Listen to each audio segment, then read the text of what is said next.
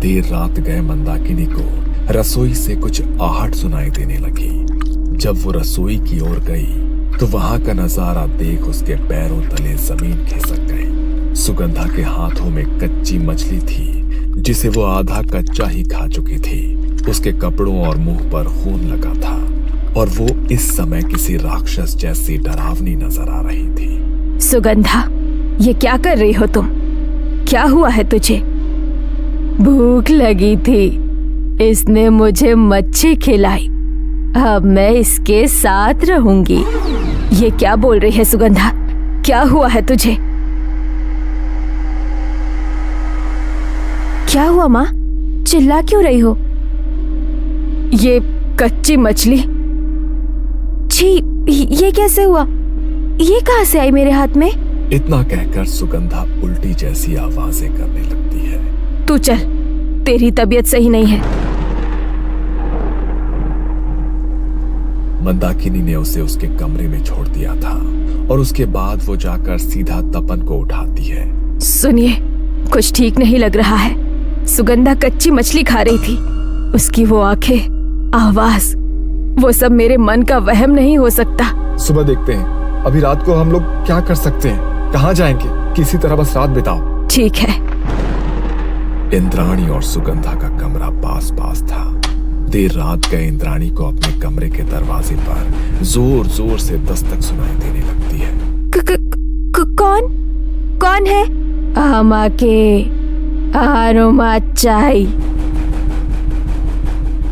तू आती है या नहीं? मुझे मच्छी दे वरना अच्छा नहीं होगा। सुगंधा की डरावनी आवाजें सुनकर इंद्राणी बुरी तरह से घबरा गई थी। सुगंधा के बार बार कहने पर भी इंद्राणी दरवाजा नहीं खोलती है। काफी देर तक उठापटक और दरवाजा पीटने के बाद अचानक सब कुछ शांत हो गया था। अगली सुबह मंदाकिनी की चीख से इंद्राणी की नींद टूटती है। घर के बाहर कई जानवरों के शरीर के टुकड़े बिखरे दिखाई दे रहे थे और सुगंधा अपने कमरे में बिस्तर के नीचे बेहोश पड़ी हुई थी। ये सब संयोग या हमारे मन का वहम नहीं हो सकता। आप भुवन को बुलाइए, उसे जरूर कुछ तो पता है। वो उस दिन कुछ कहने की कोशिश कर रहा था लेकिन मैंने ही चुप करा दिया। थोड़ी देर में भुवन घर पहुंच गया था। बीती रात की कहानी सुनने के बाद उसके माथे पर पसीना आ गया था। ये सब वही है जो आप समझ रहे हैं। इस नदी के आसपास एक मैछो भूत का साया है, इसलिए गांव के लोग इस हवेली या नदी के आसपास नजर नहीं आते हैं। मैंने आपको सावधान करना चाहा था लेकिन मेम साहब नाराज होने लगी थी तो मैंने बात बदल दी। मुझे बस ये बताओ, अब क्या होगा? कैसे सब सही होगा? मेरी बच्ची, उसे ठीक कर दो बस।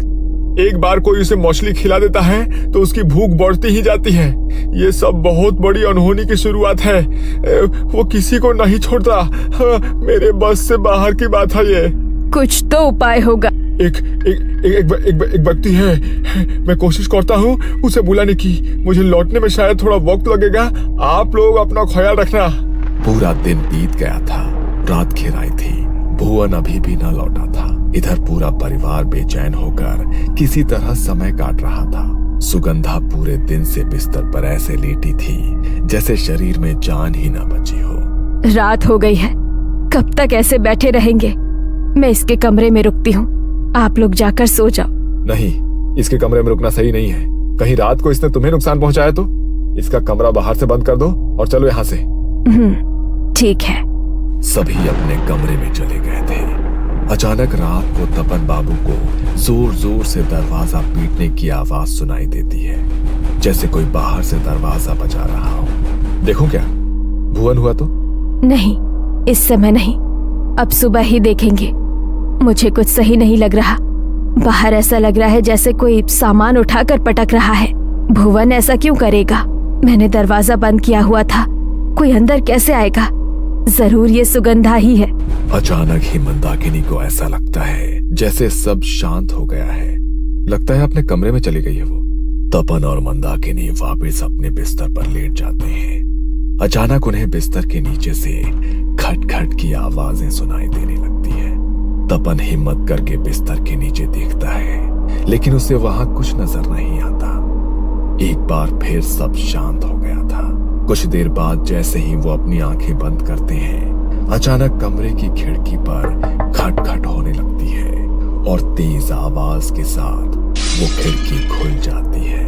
पूरी रात यही आंख मिचौली चलती रही थी। किसी तरह डर के साए में रात बीती और सुबह उठकर जब मंदाकिनी ने सुगंधा का कमरा देखा तो वो अभी भी बाहर से बंद था और वो अभी भी अपने कमरे में बेहोश पड़ी थी।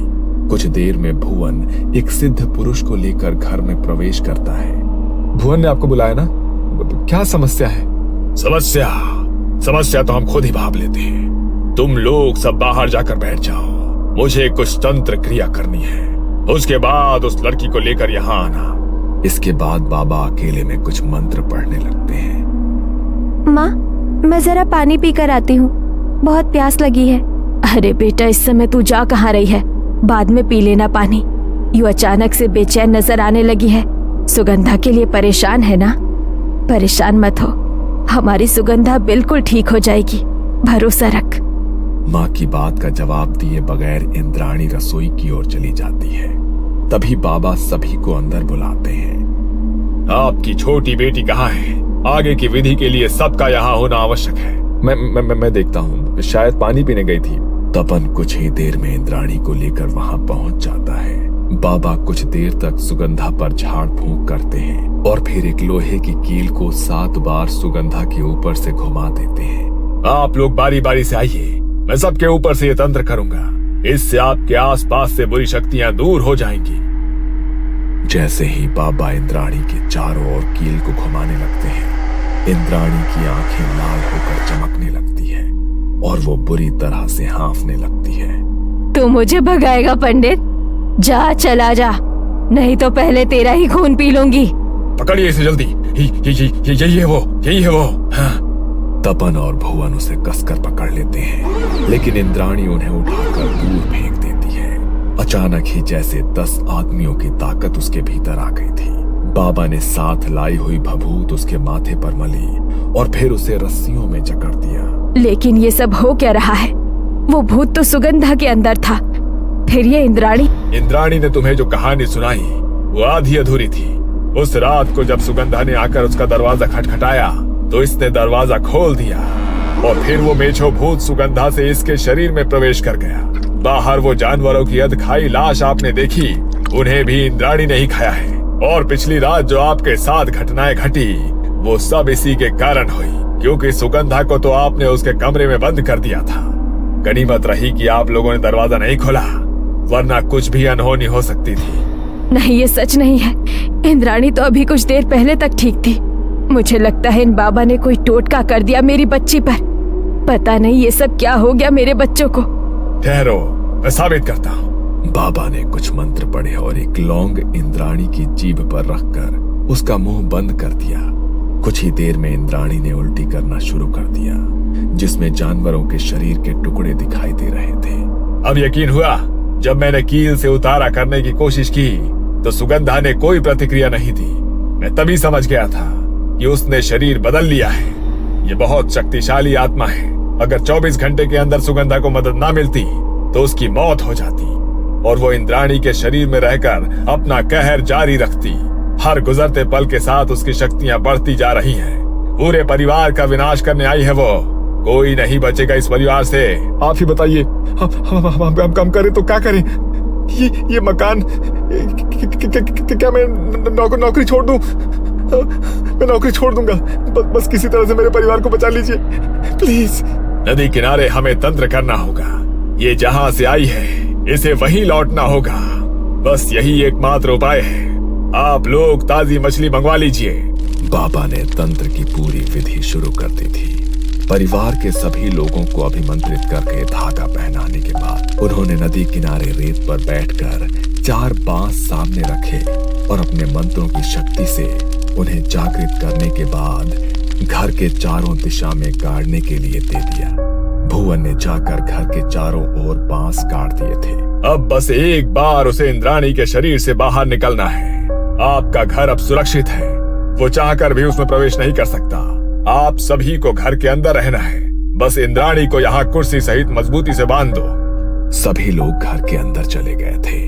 बाबा ने एक रक्षा सूत्र लेकर इंद्राणी के चारों ओर लपेट दिया और उसके बाद हवन कुंड से कुछ कुछ दूरी पर मछली को रखते हुए नदी के अंदर की ओर रास्ता बना दिया।